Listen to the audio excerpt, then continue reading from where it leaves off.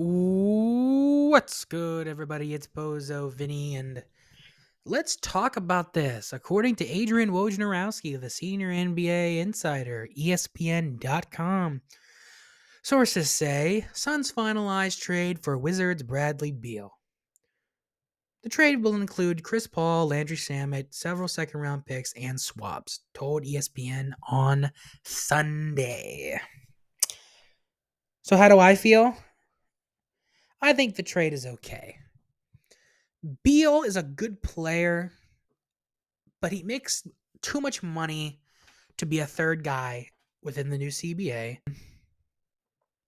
They gave up the rest of their bench with the KD trade. Now they're throwing away Shamit, second round picks, and Chris Paul, the guy who, for lack of a better word, pretty much kickstarted this whole the Suns being worth a shit thing these last, half decade. Because before Chris Paul, Devin Booker was scoring 70 points on a team with 20 wins. So give the man his respect. I think this makes them a guaranteed top four seed at least. Once again, I think this puts them in the conversation for a championship, but I do not think this makes them the favorites. I still think Denver is better.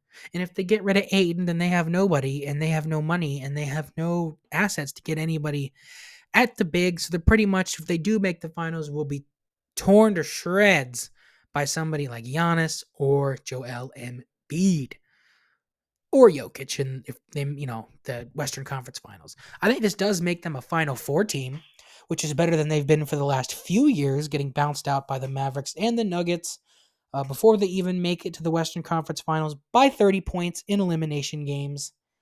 So I do think this makes them better, and you have to respect teams who give up a lot in order to get a lot, who just put all their chips in and say, we're going to make this team better and try to win now.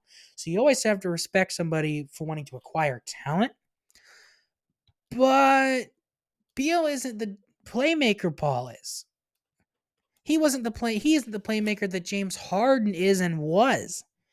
And if this whole rec league ball, just I take turns, you take turns, we take turns, I take turns, I dribble, you dribble shit, didn't work in the East, is it going to work in the West? And you could sit here and say, the only reason it didn't work was because injuries. And it's like, yeah, there were injuries. But injuries is a part of the game. And at the end of the day, Kevin Durant, Harden, and Kyrie all had chances to score points in those overtime games, in those playoff games, and it didn't happen. There is no such thing as a Mickey Mouse ring. The players play, the coaches coach, the fans cheer, basketball is played, and you take what's in front of you. We don't have these conversations in football. We don't sit here and say, well, our backup corner and our backup lineman and our backup tight end were out. So you know what? We're excused from this loss. It was a Mickey Mouse ring. No. So although a lot of people are on NBA Twitter already saying, this is a super team. This is a super team. This is a super team. I'm like, where? Beal is not the player Harden or Kyrie was. He isn't. I mean, can you even say he's one of the top 5 guards in the West? He's not better than Luka. He's not better than Curry.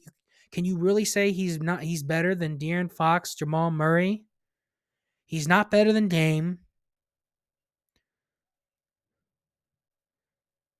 So, I mean, I'm pessimistic simply because Kevin Durant really hasn't done anything since he left Golden State.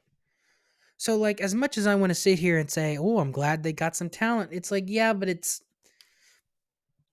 you know, at this point, it's NBA reruns, folks. This is just KD, Kyrie, and James Western Conference edition. KD's older, more injury prone. Beal's making a lot more money than a third player should be making. At least Harden. Harden sacrificed to make things work, and even then.